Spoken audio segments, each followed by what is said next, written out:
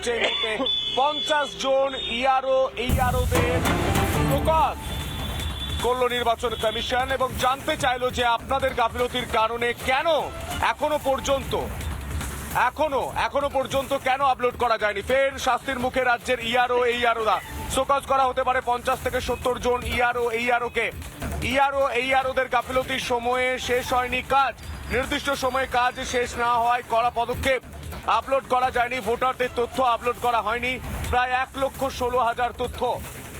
50 জন ERO তাদের show cause করা হতে পারে এমনটাই সূত্র মারফত খবর।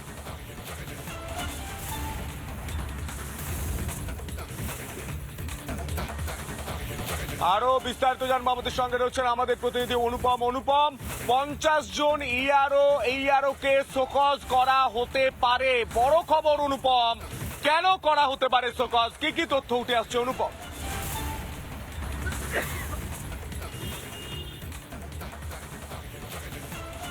দেখো, নির্বাচন কমিশন সূত্রে খবর, সেটা হচ্ছে কর্তব্যে গাফিলতি এবং তাদেরকে যে কাজটি দেওয়া হয়েছিল সেই কাজ সময় মতো করা হয়নি। অর্থাৎ যেই কাজটি হচ্ছে যে তথ্য যাচাই করে সেই তথ্য আপলোড করে দেওয়া, সেইটা সময় মতো করতে পারিনি ERO এবং EROরা।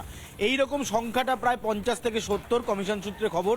এদের প্রত্যেককে শোকজ করা হবে এবং শোকজের উত্তর তাদের কাছ থেকে দ্রুত নেওয়া হবে যে কেন তারা সময়ের মধ্যে, নির্দিষ্ট সময়ের মধ্যে কাজটা শেষ করতে পারলেন না। স্বাভাবিকভাবে একদিকে যেমন 7 জন ERO, অন্যদিকে 4 জন, 2 জন ERO, 2 জন ERO, এই যে শাস্তির মুখে তারা পড়লেন, এবার তালিকা আরও লম্বা হচ্ছে কমিশন সূত্রে খবর। সেটা 50 থেকে 70 হতে পারে যাদের বিরুদ্ধে কর্তব্যে গাফিলতি এবং নির্দিষ্ট সময় কাজ শেষ না করার একটা অভিযোগ উঠছে। স্বাভাবিকভাবে এই সমস্ত কাজ ERO এবং EROদের দায়িত্ব ছিল, তারা যেহেতু সময় মধ্যে শেষ করতে পারছে না, তাই সমস্ত অভিযোগ কিন্তু নির্বাচন কমিশনের ঘাড়ে এসে পড়ছে। তাই কমিশনও কিন্তু এই বিষয়ে একদম ছেড়ে কথা বলবে না। কমিশনের কর্তারা বলছেন ইতিমধ্যেই তাদেরকে আইডেন্টিফাই করা হয়েছে, যাদের গাফিলতির জন্য এই কাজটি সময় মতো হয়নি তাদেরকে চিহ্নিতকরণের কাজ শেষ হয়েছে। একের পর এক শোকজ নোটিশ যাবে, তারপরেই শোকজের উত্তর তারা দেবেন এবং যদি সেই উত্তরে কমিশন সন্তুষ্ট না হয় তাহলে তাদের বিরুদ্ধেও ব্যবস্থা নেওয়া হবে।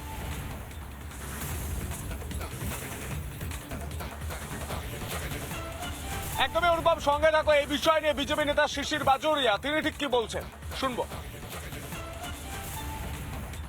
মমতা ব্যানার্জি উনি পরিষ্কার ভাষায় বলছেন দ্যাট ভাই ERO, DO, BLO তোমরা যদি চুরি না করো, কারচুপি না করো, এসব ভুল ভাল না করো, আমি আর থাকতে পারছি না, তোমাকে এই চুরি করতে হবে, না হলে আমার বিদায় নিশ্চিত।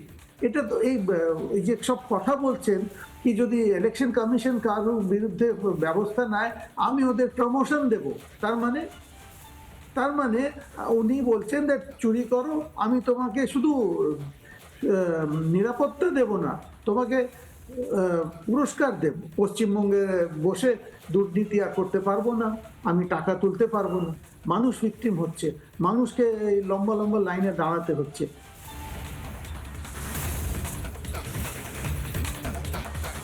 প্রায় 50 থেকে 70 জন ERO অফিসারদের শোকজ করা হতে পারে। কেন?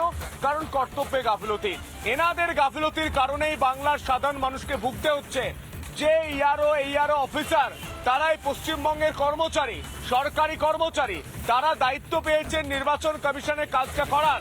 এই ভোটার লিস্টে সংশোধনের যে কাজ হচ্ছে, শুদ্ধিকরণের যে কাজ হচ্ছে, SIR এর যে কাজ হচ্ছে, সেখানে গাফিলতির জন্য, এই ব্যক্তি গাফিলতির জন্য গোটা সিস্টেমকে সমস্যার মুখে পড়তে হচ্ছে, সাধারণ মানুষকে সমস্যার মুখে পড়তে হচ্ছে, দীর্ঘ লাইনে দাঁড়াতে হচ্ছে।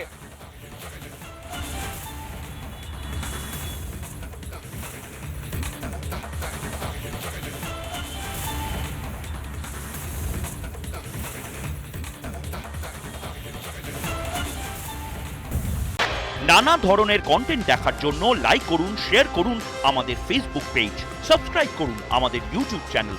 পাশাপাশি অন্যান্য ব্রেকিং নিউজের জন্য অবশ্যই চোখ রাখুন রিপাবলিক বাংলায়।